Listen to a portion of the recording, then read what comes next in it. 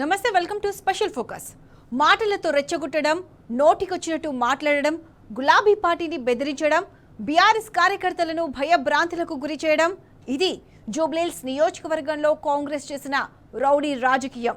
ఓటమి భయంతో ఏం చేస్తున్నామో తెలియని అజ్ఞానంతో కాంగ్రెస్ నాయకులు రెచ్చిపోయారు. నిబంధనలను యథేచ్ఛగా ఉల్లంఘిస్తూ ప్రజాస్వామ్యాన్ని వెక్కిరించారు. సాధారణ ఎన్నికలను తలపించిన జూబ్లీహిల్స్ ఉపసమరంలో భస్మాసుర హస్తం కాలిపోవడం ఖాయమని తెలిసిన తర్వాత హస్తం అరాచకాలు మొదలుపెట్టింది. ఎన్ని జరిగినా ఇంకెన్ని చేసినా కాంగ్రెస్ దోపిడీ ప్యాలెస్ కూలుడు తథ్యం. ఇదే జూబ్లీహిల్స్ ఇవ్వబోతున్న తీర్పు.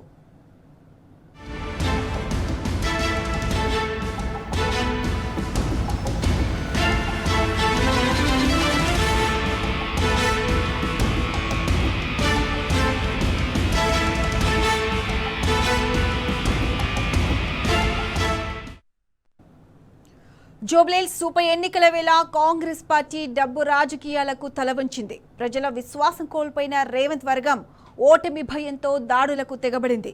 ప్రలోభాలతో ప్రజాస్వామ్యాన్ని అవమానపరిచింది. మళ్లీ సూట్ కేసులు, కవర్లు తిరుగుతున్న దృశ్యాలు ఎన్నికల వాతావరణాన్ని కలుషితం చేశాయి. తన కళ్ళ ముందే ఈ అవినీతి నాటకం నడుస్తున్న ఎన్నికల సంఘం కళ్ళు మూసుకుంది.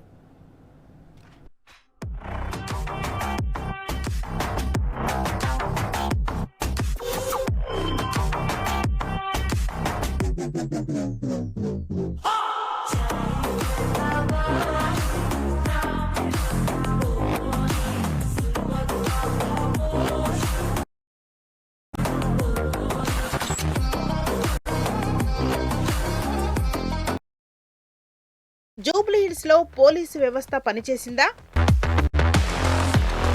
ప్రత్యర్థి పార్టీకి నీతులు, అధికార పార్టీకి వత్తాసు.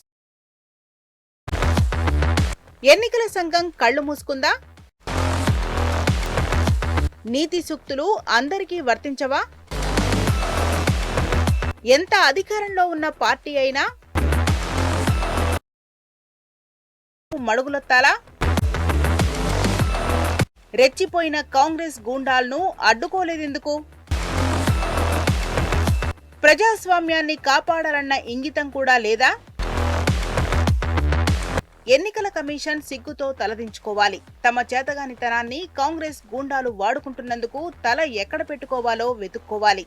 అవును, చెప్పడానికి ఇది కష్టంగానే ఉన్నా 100కి 100 పాళ్లు నిజమని నిరూపించింది జూబ్లీహిల్స్ ఉప ఎన్నిక. నియోజకవర్గం పరిధిలో 144 సెక్షన్ ఒక జోక్లా మారినందుకు, అందుకు చేతులు ముడుచు కూర్చున్నందుకు ఈసీ నిజంగానే లోపించినందుకు, లా అండ్ ఆర్డర్ నవ్విపోతున్నందుకు పోలీసులు నిజంగానే సిగ్గుపడాలి. కాంగ్రెస్ నాన్ లోకల్ ఎమ్మెల్యేలు, ఎంపీలు అభ్యంతరకరంగా జూబ్లీహిల్స్ పోలింగ్ స్టేషన్ల దగ్గర తిరిగినప్పుడు అసలు ఈ రాష్ట్రంలో ప్రజాస్వామ్యం ఉందనుకోవాలా? క్రూరంగా ఖూనీకి గురైందనుకోవాలా?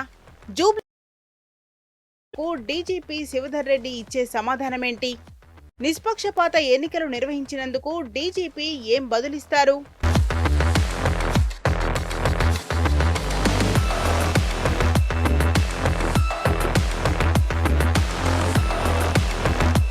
తెలంగాణలో ఉన్నది ప్రజాస్వామ్యమా, రౌడీ రాజ్యమా?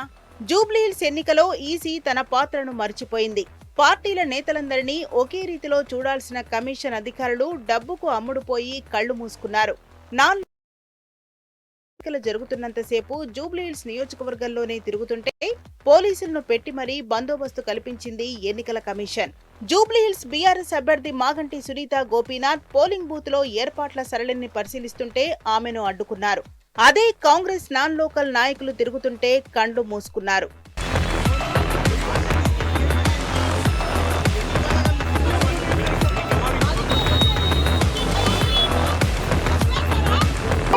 స్టార్ట్ అయింది, సపోర్ట్ చేస్తున్నారు. కాంగ్రెస్ వాళ్ళు ఎమ్మెల్యేలు, విప్పులు అందరూ తిరుగుతున్నారు జూబ్లీహిల్స్ లో. వాళ్ళు ఏమంటలేదు, మనం తిరుగుతా అంటే భయభ్రాంతులు ఫోన్ చేస్తున్నారు. కార్యకర్తలను కొడుతున్నారు. కార్యకర్తలను కొడుతుంటే కూడా సైడ్ 3 బోరుబండలో పడేసి కార్యకర్తలు కొడుతుంటే 20 మంది పోలీసుల నుంచొని సోద్యం చూస్తా మీ మీద కేసు బుక్ చేస్తామంటున్నారు. ఒక పక్క పోలింగ్ జరుగుతుండగానే మరో పక్క యథేచ్ఛగా డబ్బుల పంపిణీకి తెరలేపారు కాంగ్రెస్ నాయకులు. పోలింగ్ కేంద్రాల్లోనే టోకెన్లు ఇచ్చి డబ్బులు పంచారు. వెంగళరావు నగర్, జవహర్ నగర్ లో ఓటర్లకు డబ్బులు పంచుతున్న కాంగ్రెస్ నాయకుడిని బీఆర్ఎస్ కార్యకర్తలు పట్టుకుని పోలీసులకు అప్పగించారు. బోరబండలో కూడా కాంగ్రెస్ గూండాలు రెచ్చిపోయారు. ఓటర్లను బీఆర్ఎస్ శ్రేణులను భయభ్రాంతులకు గురిచేస్తారు. బీఆర్ఎస్ కార్యకర్తలు ఏర్పాటు చేసుకున్న టేబుల్ వద్దకు వెళ్లి వారితో గొడవపడి ఓటర్ లిస్టును ఎత్తుకెళ్లారు. ఎన్నికల నిబంధనలకు విరుద్ధంగా బూతుల వద్ద కాంగ్రెస్ బయట వ్యక్తులను మోహరించింది. కాంగ్రెస్ నాయకులు బౌన్సర్లతో ఓటర్లను బెదిరిస్తున్న తీరును బీఆర్ఎస్ ఈసీకి ఫిర్యాదు చేసింది. అయినా ఫలితం శూన్యం. ఇవాళ జూబ్లీహిల్స్ కాన్స్టిట్యున్సీలో బూత్ నెంబర్ 42లో బృందావన్ కాలనీ సంబంధించి మరి ఇలా కాంగ్రెస్ పార్టీ కార్యకర్తలు ఇష్టం వచ్చినట్టు డబ్బులు పంపిణీ చేస్తూ ఇవాళ ఎలక్షన్ కోడ్ని ఇవాళ ప్రజాస్వామ్యాన్ని కూని చేసే పరిస్థితి. ఇలా దేశవ్యాప్తంగానేమో కాంగ్రెస్ పార్టీ అగ్రనాయకుడు రాహుల్ గాంధీ గారు ప్రజాస్వామ్యాన్ని రక్షించాలి అని చెప్పేసి రాజ్యాంగాన్ని చేతులు పట్టుకొని తిరుగుతూ ఉన్నాడు. కానీ ఇక్కడ అదే కాంగ్రెస్ పార్టీ ముఖ్యమంత్రి రేవంత్ రెడ్డి గారు మాత్రం తమ కాంగ్రెస్ పార్టీ కార్యకర్తలతోటి యథేచ్ఛగా డబ్బులు పంచుతూ ఇవాళ ప్రజాస్వామ్యాన్ని తెలంగాణలో జూబ్లీహిల్స్ కాన్స్టిట్యున్సీలో హత్య చేసే పరిస్థితికి వచ్చినాడు. జూబ్లీహిల్స్ పరిధిలో లేని వాళ్లకు మీరు వెళ్ళిపోవాలని చెప్పేసి ఆంక్షలు విధిస్తూ ఎమ్మెల్యేలకు ఆంక్షలు లేవు, కాంగ్రెస్ పార్టీ మంత్రులకు ఆంక్షలు లేవు. కాంగ్రెస్ పార్టీ డిప్యూటీ సీఎం యథేచ్ఛగా ఇలా కాన్వాయ్ని పట్టుకొని తిరుగుతుందంటే ప్రజాస్వామ్యవాదులను ఒక్కసారి ఆలోచన చేయండి. బీఆర్ఎస్ పార్టీ కార్యకర్తల పైన యథేచ్ఛగా దాడులు చేస్తూ ఉన్నారు. ఇవాళ దాడులే కాకుండా ఇక గెలవలేమని చెప్పేసి ఇవాళ డబ్బులు నమ్ముకొని ఇవాళ యథేచ్ఛగా పంపిణీ చేస్తూ ఉన్నారు. ఇవన్నీ అంశాల మీద ఇవాళ ఏదైతే డబ్బులు పంపిణీ పైన, మా కార్యకర్తల దాడి పైన, అదేవిధంగా మంత్రుల ప్రచారం పైన, ఎమ్మెల్యేల ప్రచారం పైన, ఎమ్మెల్సీల ప్రచారం పైన, అదేవిధంగా ఈ పనుల పైన ఇలా సుజన్ రెడ్డి గారికి మేము కంప్లైంట్ చేసినాం. వెంటనే వారు స్పందించారు. వెంటనే వారు ఎలక్షన్కి సంబంధించినటువంటి అధికారులకు ఫోన్ చేశారు, కట్టడి చేయమని చెప్పేసి వారు కూడా మరొకసారి విజ్ఞప్తి చేస్తూ ఉన్నాం. ఇలాంటి నియమ నిబంధనలు పాటించకుండా విచ్చలవిడిగా డబ్బు పంపిణీ చేస్తూ భయభ్రాంతులకు గురి చేస్తూ ఫేర్ అండ్ పీస్ఫుల్ ఎలక్షన్ కాకుండా కట్టడి మంత్రులను, ఎమ్మెల్యేలను అందరినీ కూడా కట్టడి చేయాలని చెప్పేసి ఎన్నికల కమిషన్ సుదర్శన్ రెడ్డి గారికి చెప్పడం జరిగింది. వారు మాకు చెప్పింది ఏంటంటే ఆల్రెడీ చేసిన మా ఎమ్మెల్యేల మీద, ఎమ్మెల్సీల మీద అని చెప్పిండు. అయినప్పటికీ కూడా ఎఫ్ఐఆర్ నమోదైనా కానీ పోలీస్ అంతా మా చేతిలో ఉందని చెప్పేసి అయినా కూడా విచ్చలవిడిగా మళ్ళీ కూడా తిరుగుతూ భయభ్రాంతులకు గురి చేస్తున్న అక్కడ ఓటర్లని. కాబట్టి ఇప్పటికన్నా మేము మరోసారి కోరినాము, తక్షణమే పోలీస్ వారిని డిప్లాయ్ చేయాలి, కేంద్ర బలగాలను డిప్లాయ్ చేయాలి. ఇక్కడ కూడా ఇంకా ఉన్నటువంటి మిగిలిన సమయం అంతా అయినా కానీ పీస్ఫుల్ ఎలక్షన్ కండక్ట్ అయ్యే విధంగా చర్యలు చేపట్టాలని చెప్పి విజ్ఞప్తి చేసినాం. ఆయన దానికి సానుకూలంగా స్పందించిండు.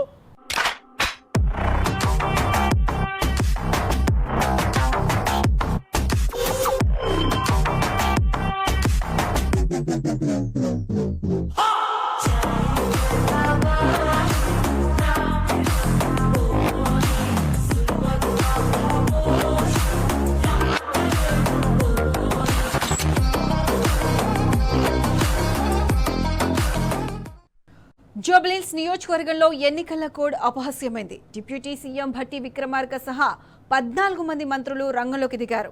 10 మంది ఎమ్మెల్సీలు, 50 మంది ఎమ్మెల్యేలను మోహరించారు. ఓటర్లను బెదిరిస్తూ బీఆర్ఎస్ కార్యకర్తల మీద దాడులకు తెగబడుతూ అరాచకాలు సృష్టించారు. 2 ఏళ్లు ఏదో ఊడబొడుచానని చెప్పుకుంటున్న రేవంత్కు ఎందుకింత భయం? ఒక ఉప ఎన్నికను చూసి ఎందుకు సూసు పోసుకుంటున్నాడు?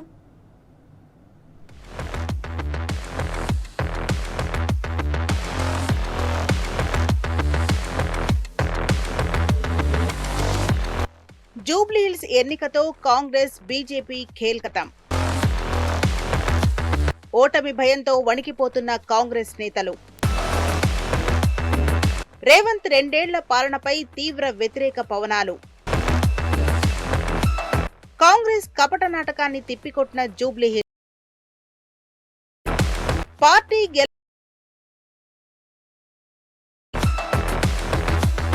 అందుకే బెదిరింపులు, దేబరింపులు, డబ్బు పంపకాలు. జూబ్లీహిల్స్ ఉప ఎన్నికలో కాంగ్రెస్ ఓటమి ఖాయమైంది. పగటి కలలు కన్న జాతీయ పార్టీ ఇప్పుడు పరువు కోసం పోరాడుతోంది. ఓటమి ఖాయమని ఫిక్స్ అయిపోయిన హస్తం పార్టీ ఎన్నికలకు ముందే ఒక్క ఛాన్స్ అంటూ దేబిరించింది. అయినా కాంగ్రెస్ పార్టీని జూబ్లీహిల్స్ ప్రజలు చీకొట్టినట్టే తెలుస్తోంది. రెండేళ్లు ఏదో అభివృద్ధిని చేశారని చెబుతూ వాపును చూసి బలుపని భ్రమపడిన కాంగ్రెస్ పార్టీ జూబ్లీహిల్స్ బైపోల్లో కూడా గెలుస్తామని బీరాలు పలికింది. ఒక విధానం లేని రెడ్డిని అతిగా ఊహించుకున్న హస్తం పార్టీకి తగిన మూల్యం చెల్లించుకోబోతోంది. అధికార దుర్వినియోగం చేయడమే కాకుండా పోలీసులందరూ కూడా కాంగ్రెస్ పార్టీకి కొమ్ముగాస్తూ మొదటి నుంచి ఉదయం పోలింగ్ జరిగిన మొదటి గంట నుంచే మా బీఆర్ఎస్ పార్టీ కార్యకర్తల్ని పోలింగ్ బూత్ల దగ్గర ఉండకుండా వాళ్ళని మాత్రమే ఎక్కువ మందిని ఉండేటట్టు చేసి మా కార్యకర్తల్ని అక్కడ ఉండకుండా తరిమి కొట్టారు. చాలా దూరం తరిమి కొట్టారు. వాళ్ళని మాత్రమే అక్కడ ఉండనిచ్చారు. వాళ్ళ కార్యకర్తల్ని, వాళ్ళ రౌడీల్ని, వాళ్ళ గూండాలని అందరినీ అక్కడ ఉంచి ఓటర్లను భయభ్రాంతులు చేసే ప్రయత్నం చేశారు. అయినప్పటికీ మా కార్యకర్తలందరూ కూడా సంయమనం పాటించాలని మా కేటీఆర్ గారు దిశానిర్దేశం చేశారు. ఎక్కడ చిన్న అల్లరి కూడా మన వైపు నుంచి జరగొద్దు. వాళ్ళు ఒకవేళ ఏమైనా రెచ్చగొట్టే కార్యక్రమాలు చేసినా మీరు పక్కకు తప్పి సంయమనం పాటించండి. ఇది డెమోక్రసీ, ప్రజాస్వామ్యబద్ధంలో జరిగే ఎన్నికను బీఆర్ఎస్ పార్టీ దానికి చాలా గొడవలకు దూరంగా ఉండే పార్టీ మనది. కాబట్టి ఇలా జరుగుతుందని మా కార్యకర్తలందరికీ, ప్రజాప్రతినిధులందరికీ కేటీఆర్ గారు చెప్పారు.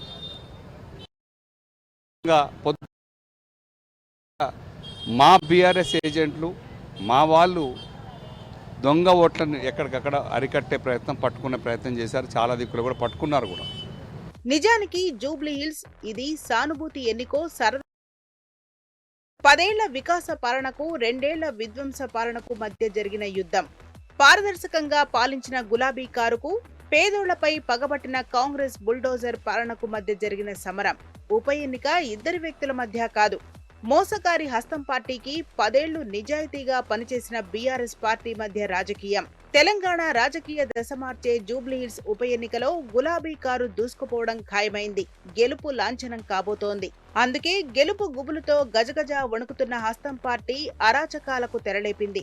గూండాయిజాన్ని నమ్ముకొని బెదిరింపులకు దిగింది. గవర్నమెంట్ స్కూల్ ఇక్కడ ఉన్నటువంటి యూసుఫ్ కూడా అభ్యర్థి ఇంటికి ఆనుకోనే ఉన్న బూత్. నిజానికి నిన్న హరీష్ రావు గారు ఎలక్షన్ కమిషన్ కూడా రిపోర్ట్ చేయడం జరిగింది. మేము అందరం వెళ్ళి జనరల్గా ఎలక్షన్ పోలింగ్కు 100 మీటర్ల దూరం తర్వాత ఉండాలి ఆఫీసులు కానీ, ఇల్లు కానీ, వాళ్ళ అభ్యర్థికి గోడకు ఆనుకోనే ఉన్నటువంటి కాంపౌండ్ వాల్ తప్పని కూడా ఎలక్షన్ కమిషన్కు నిన్ననే రిపోర్ట్ చేయడం జరిగింది. అయినా అతి ఎక్కువ బూతులు అక్కడే జరిగినాయి ఎలక్షన్. మాకు డౌట్ ఉంది. మా సునీత గారు అన్ని తిరుక్కుంటూ వస్తే మధ్యాహ్నం నుంచే ఆవిడ గమనించింది ఇక్కడ తేడా జరుగుతుందని. ఆవిడ సాయంత్రం వచ్చి మేము అక్కడ పక్కన ఉన్నటువంటి ఫంక్షన్ హాల్లన్నీ వాళ్ళ కంట్రోల్లో పెట్టుకున్నారు. ఏందని చెప్పేసి మా కార్యకర్తలను వాచింగ్లో పెడితే ఒక ఫంక్షన్ హాల్లో 100 మంది ఫస్ట్ బ్రేక్ చేయడం జరిగింది, ఆపడం జరిగింది. ఇంకొక ఫంక్షన్ హాల్ సవేరాలు కంట్రోల్ చేయగానే మళ్ళీ కొద్దిసేపటి తర్వాత మహమ్మదియా ఫంక్షన్ హాల్లో కూడా కొన్ని 100 మంది దొంగ ఓట్లు పట్టుకొని అక్కడ ఉన్నారు, వేయడానికి సిద్ధంగా ఉంటే మా క్యాండిడేట్ వెళ్ళి వాళ్ళని ఆపే ప్రయత్నం చేసి, నిరోధించే ప్రయత్నం చేసి దొంగ ఓట్లు ఆపే కార్యక్రమాలు చేశారు. ఇక్కడ మా కార్యకర్తలు, ప్రజాప్రతినిధులు, దగ్గర ఉన్న వాళ్ళు, లోకల్ వాళ్ళు అందరూ వెళ్ళారు. అయినప్పటికీ కూడా వివాదం పెరుగుతుంది. వాళ్ళు ఎక్కువ మంది ఉన్నారు, వాళ్ళు తక్కువ మంది ఉన్నారు. చివరికి క్యాండిడేట్ను చేయి బట్టి ఇట్లా లాగి పడేసే ప్రయత్నం, దూరం నెట్టే ప్రయత్నం కూడా చేయడం జరిగింది. ఓట్ల ప్రక్రియనే డెమోక్రసీ, ఇది ప్రజాస్వామ్యమా లేకపోతే ఏంటి? ఏం రాజ్యాల్లో ఉన్నామా, ఏం రాష్ట్రంలో ఉన్నాం, భారతదేశంలోనే ఉన్నామా? ఎప్పుడైనా ఇలాంటి సంఘటనలు జరిగా? ఈ రాష్ట్రం హామీలు నిర్వర్తించడమే కాలేదు, ఎలక్షన్ సజావుగా సాగనివ్వడం కాలేదు. అన్ని అక్రమాలు, దురాక్రమాలే చేస్తున్న కాంగ్రెస్ పార్టీ ఇది. ఇవాళ మేము బయట పెట్టగలిగిన మా సునీత గారు అభ్యర్థి గారి ద్వారా మేము బయట పెట్టగలిగే మా కార్యకర్తలు కూడా యాక్టివ్గా ఉన్నారు. దాంట్లో మా కౌశిక్ రెడ్డి గారిని తీసుకెళ్లడం జరిగింది. అంటే దొంగలనేమో లోపలనే ఉంచారు, వాళ్ళకి కాపలాగా ఉన్నారు పోలీసులు అందరూ. మమ్మల్ని మాత్రం బయటికి పంపించే ప్రయత్నం చేశారు. మా కార్యకర్తల్ని, మా ఎమ్మెల్యే కౌశిక్ రెడ్డిని కూడా తీసుకెళ్లారు. దాన్ని నేను జూబ్లీహిల్స్ నియోజకవర్గంలో ఎగిరేది గులాబీ జెండానే అని ఓటర్లు ఎప్పుడో డిసైడ్ అయ్యారు. జూబ్లీహిల్స్ గడ్డ బీఆర్ఎస్ అడ్డా అని మరోసారి చాటి చెప్పారు. మోసకారి రేవంత్ కు ఆయన నేతృత్వంలోని కాంగ్రెస్ పార్టీకి ముతోడు జవాబిచ్చి తీరుతామని స్పష్టం చేస్తున్నారు. ఇన్నాళ్లు హైడ్రా, బుల్డోజర్లు సృష్టించిన విధ్వంసంపై భగ్గుమంటున్న జనం కాంగ్రెస్ పార్టీకి ఎందుకు ఓటు వేసేది లేదంటూ ఏకకంఠంతో నినదించారు. దీనికి తోడు బ్రహ్మాస్త్రంలా మారిన బాకీ కార్డుతో బీఆర్ఎస్ దూకుడు రేవంత్ గుండెల్లో రైళ్లు పరిగెత్తించింది. ప్రజల చేతిలో కూడా బాకీ కార్డులు పాశుపతాస్త్రంలా మారడం కాంగ్రెస్ పార్టీకి పెద్ద మైనస్. జూబ్లీహిల్స్ ఉప ఎన్నికల్లో ఎర్రగడ్డ నుండి మొదలుకుంటే షేక్పేట వరకు అన్ని రకాల ప్రజలు, అన్ని వర్గాల ప్రజలు, అన్ని మతాల ప్రజలు ఇవాళ పెద్ద ఎత్తున బీఆర్ఎస్ పార్టీకి పట్టం కట్టడం కోసం సిద్ధంగా ఉంది. ఈ ఎన్నికల్లో ఎట్టి పరిస్థితి మెజార్టీతో గెలవనున్నది అన్నటువంటి ఒక విషయం అర్థమైన తర్వాత రేవంత్ రెడ్డి గారు తన నిజ స్వరూపాన్ని చూపెడుతూ ఇవాళ మొత్తం ప్రభుత్వ యంత్రాంగం, ఎన్నికల యంత్రాంగం, పోలీస్ యంత్రాంగం అంతా కూడా ఇవాళ కుమ్మక్కైపోయి ఈరోజు బోగస్ ఓటింగ్కు, తర్వాత ఒక రౌడీ బెదిరింపు కార్యక్రమాలకు పోలింగ్ స్టేషన్లో కూర్చున్న వాళ్ళను కూడా బెదిరిస్తూ ఉన్నారు. మొత్తంలో పోలింగ్ స్టేషన్లో ఉన్న వాళ్ళని కూడా బెదిరించే పరిస్థితి. వందల మంది పక్క కాన్స్టిట్యున్సీస్కి వచ్చిన వాళ్ళందరూ కూడా మోహరించి వాళ్ళ ఓటర్లను బెదిరిస్తున్న పరిస్థితి, బోగస్ ఓటింగ్ చేస్తున్న పరిస్థితి. గుడ్డిగుర్రం పళ్ళు అవుతున్నదా, లేకపోతే ఏమన్నా రేవంత్ రెడ్డి గారి పేరోల్ మీదకి పోయిందా? పోలీసులు మొత్తానికి తొత్తులుగా మారిపోయినారు. ఎన్నికల సంఘం ఒక న్యూట్రల్ స్వయం ప్రతిపత్తి కలిగిన సంస్థ కూడా ఇవాళ ఇష్టం వచ్చినట్టుగా వాళ్ళ కొమ్ము కాసేటువంటి ఒక రీతిలో పనిచేస్తూ ఉన్నారు. ఈ అబ్జర్వర్లు ఎందుకు, ఈ ఎన్నికలు ఎందుకు, ఈవీఎంలు ఎందుకు? ఒకవేళ బోగస్ ఓటింగ్ తోటే గెలవదలుచుకుంటే ఒక అర్రాజు పెట్టన్నా అమ్ముకోండి, లేకపోతే రిటర్నింగ్ ఆఫీసర్ డిక్లరేషన్ ఇచ్చి పడేయండి కాంగ్రెస్ గెలిచిందని చెప్పని. ప్రజలు స్వచ్ఛందంగా బయటకు వచ్చి వాళ్ళ ఓటు వేయాలంటే భయపడేటువంటి ఒక పరిస్థితి తీసుకొస్తా ఉన్నారు. దీన్ని తీవ్రంగా ఖండిస్తా ఉన్నాము. ఏది ఏమైనప్పటికీ కూడా ఇవాళ మేము భగవంతుని నమ్ముకున్నటువంటి వాళ్ళం, సత్యాన్ని నమ్ముకున్నటువంటి వాళ్ళం, ప్రజల అభివృద్ధి ఆకాంక్షతోటి ఇవాళ పనిచేస్తున్నట్టు ఒక పార్టీగా మేము ప్రజాస్వామ్యాన్ని కాపాడమంటున్నాం. ఇప్పటికిప్పుడు అక్కడ మీరు కూడా చూసిండ్రు బూత్ ఏజెంట్ లోపల ఉంటే ఆమెను బెదిరించి బయటికి పంపిండ్రు. పోలీసు వాళ్ళకి వచ్చి మీరు ఆ అమ్మాయిని లోపల పెట్టండి అని అంటే మేము మా వల్ల కాదు అన్నటువంటి ఒక రీతిలో వ్యవహరిస్తూ ఉన్నారు. పోలీసులు, ఎలక్షన్ కమిషన్, ప్రభుత్వము మొత్తం బయట నుంచి పక్క నియోజకవర్గాల నుంచి వచ్చి ఇక్కడ పెద్ద ఎత్తున దాష్టికాలకు పాల్పడుతూ బోగస్ ఓటింగ్ పాల్పడితే ఎన్నికలు ఎందుకు? ఇది తీవ్రంగా ఖండిస్తూ ఉన్నాం. రేవంత్ రెడ్డి వినాశనానికి ఇది మొట్టమొదటి మెట్టు. ఈ ఎన్నికల్లో తన రౌడీ రాజకీయాన్ని ఏదైతే చూపెడతా ఉన్నాడో, తన రౌడీతనాన్ని ఏదైతే చూపెడతా ఉన్నాడో, దీనివల్ల అనుకుంటున్నాడు ఏంటంటే ప్రజల మద్దతు లేదు, ప్రజలను మెప్పియలేకపోతా ఉన్నాడు, అభివృద్ధితోటి మెప్పియలేకపోతా ఉన్నాడు, వాగ్దానాలు అమలు చేసి మెప్పియలేకపోతా ఉన్నాడు. రౌడీజంతో ప్రజలపైన దబాయించి వాళ్ళ బెదిరింపు చేసి ఇవాళ గెలవాలనే ప్రయత్నం చేస్తూ ఉన్నారు. దానికి ఎన్నికల సంఘం తోడుగా పనిచేస్తూ ఉంది, పోలీసులు తోడుగా పనిచేస్తూ ఉన్నారు. ఇక్కడ ప్రజాస్వామ్యం లేనట్టుగా వ్యవహరిస్తూ ఉన్నారు. 23 నెలల కాంగ్రెస్ పాలనకు జూబ్లీహిల్స్ ఉప ఎన్నిక రెఫరెండం. రేవంత్ పాలనలో జరిగిన అవినీతి, అక్రమాలకు చెక్ పాయింట్. 6 గ్యారంటీలు, 420 హామీలు అంటూ అధికారంలోకి వచ్చిన గుంపు మేస్త్రికి ఇది గుండెలదిరిపోయే బైపోల్. 100 రోజుల్లో హామీలు నెరవేరుస్తామంటూ 700 రోజులైనా అమలు చేయని రేవంత్ రెడ్డికి సురుకు తగిలించే ఉప ఎన్నిక. జూబ్లీహిల్స్ లో రేవంత్ నిలబెట్టిన కాంగ్రెస్ అభ్యర్థిని చిత్తుగా ఓడించి ఆ పార్టీకి కనువిప్పు కలిగేలా కర్రు కాల్చి వాతపెట్టే ఎన్నిక. అవును, ఇలా ఎన్ని చెప్పుకున్నా తక్కువే. ఎందుకంటే 23 నెలల కాలంలో కాంగ్రెస్ దోపిడీకి అడ్డులేదు, ఆ పార్టీ నేతలు చేసిన అవినీతికి లెక్కలేదు.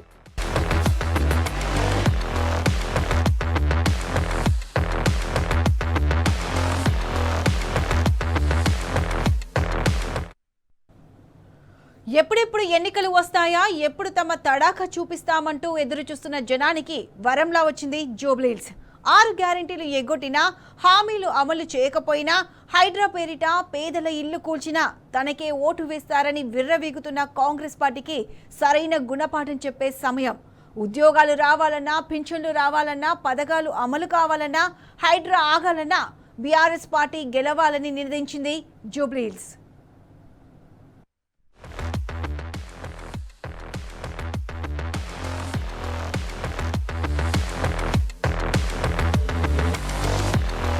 అతి ఎప్పుడూ ప్రమాదమే. అది వ్యక్తిగతమైన, రాజకీయాల్లో అయినా చేటు చేస్తుంది.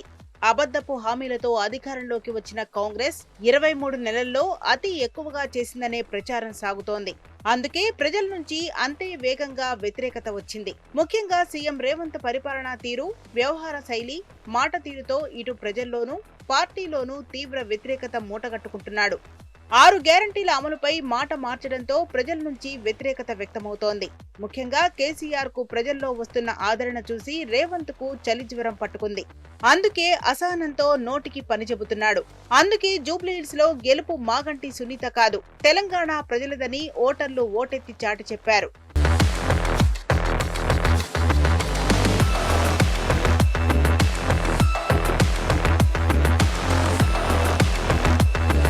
అధికారంలో ఉన్న పార్టీకే మెజారిటీ సీట్లు దక్కుతాయని సర్వేలు వస్తుంటాయి. కానీ ఈసారి కాంగ్రెస్ పార్టీకి చేదు ఫలితాలే ఎదురయ్యేలా కనిపిస్తున్నాయి. తాజా సర్వేల్లో జూబ్లీహిల్స్ గులాబీదేనని వెల్లడించాయి. అదీ కాక క్షేత్రస్థాయిలో కాంగ్రెస్ పార్టీ కార్యకర్తల్లో సైతం నైరాశ్యం నిండుకుంది. ప్రజలు పదే పదే హామీలపై నిలదీస్తుండటంతో తప్పించుకు తిరిగారు. ప్రచారానికి దూరంగా ఉన్నారు.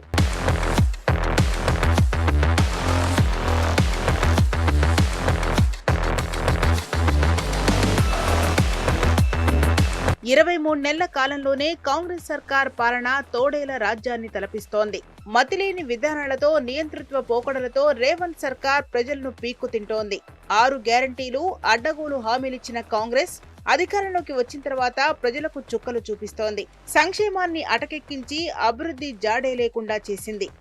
అందిన కాడికి దోచుకు తినడం, భూములను మింగేయడమే లక్ష్యంగా ముందుకెళ్తోంది. పూటకో మాట, రోజుకో అబద్ధం చెబుతూ సీఎం రేవంత్ రెడ్డి అపరిచితుడిని తలపిస్తున్నాడు. ఒక పక్క అభివృద్ధి అద్భుతమంటున్నాడు. విజన్ 2047 అంటూ వేదికలపై ప్రగల్భాలు పలుకుతున్నాడు. మరోపక్క పథకాలు అమలు గురించి అడిగితే రాష్ట్రం దివాళా తీసిందంటున్నాడు. గద్దెనెక్కి 2 ఏళ్లు దగ్గరకొస్తున్నా కనీసం ఒక్కటంటే ఒక్క హామీని నిలబెట్టుకోలేదు. ఒక్క సంక్షేమ పథకాన్ని నిబద్ధతతో అమలు చేయలేదు. అందుకే జూబ్లీహిల్స్ ఉప ఎన్నికలో కర్రు కాల్చిన ఓటర్లు వాత పెట్టారని విశ్లేషకులు అంటున్నారు.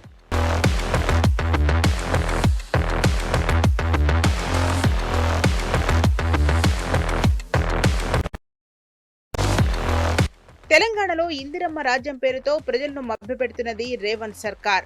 నమ్మి ఓట్లేసిన ప్రజల పాలిట రేవంత్ సర్కార్ శాపంగా మారింది. రేవంత్ చెబుతున్న పథకాలు ఏవీ కార్యరూపం దాల్చడం లేదు.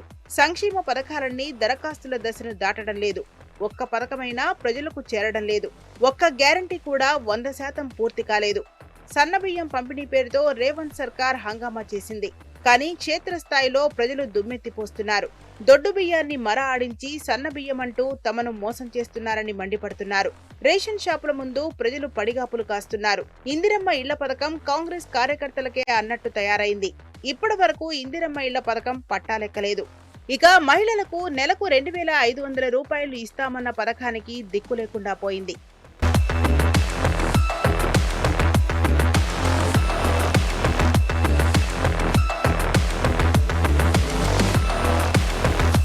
రేవంత్ సర్కార్ రైతులను కూడా నిట్ట నిలువున ముంచింది. రైతు భరోసా పేరుతో అన్నదాతలను దగా చేస్తున్నది. అధికారంలోకి రాగానే ఎకరాకు 1000 రూపాయలు ఇస్తామన్న రైతు భరోసాను ఇప్పటికీ అమలు చేయటం లేదు. రాజీవ్ యువ వికాసం పథకాన్ని ప్రారంభం కాకుండానే అటకెక్కించింది రేవంత్ సర్కార్. ఆరంభ సూరత్వం ప్రదర్శించిన రేవంత్ సర్కార్ తీరా అమలు విషయానికి వచ్చేసరికి చేతులెత్తేసింది. రేవంత్ సర్కార్ పథకాల అమలుపై ప్రజలు దుమ్మెత్తిపోస్తున్నారు. ఓటేసినందుకు తమ చెప్పుతో తామే కొట్టుకున్నట్టయిందని వాపోతున్నారు. మార్పు పేరుతో గద్దెనెక్కిన కాంగ్రెస్ ప్రభుత్వం తమకు నరకం చూపిస్తున్నదని ఆగ్రహం వ్యక్తం చేస్తున్నారు. జూబ్లీహిల్స్ ప్రచారంలో కూడా కాంగ్రెస్ నాయకులకు ఇవి స్వీయ అనుభవాలే.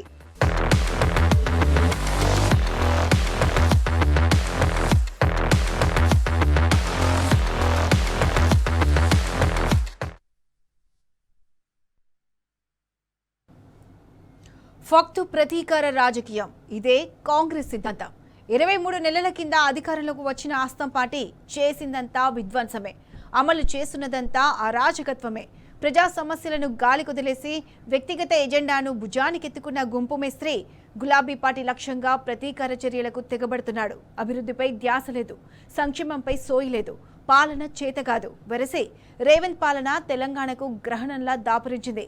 గద్దెనెక్కించిన ప్రజలకు మంచి చేయకపోగా అనధికారిక ఎమర్జెన్సీని అమలు చేస్తున్నాడు. ఇదంతా జూబ్లీహిల్స్ ఉపసమరంలో ఓడిపోతామన్న భయమే, గులాబీ పార్టీ చేతిలో పరాజయం తప్పదన్న దిగులే.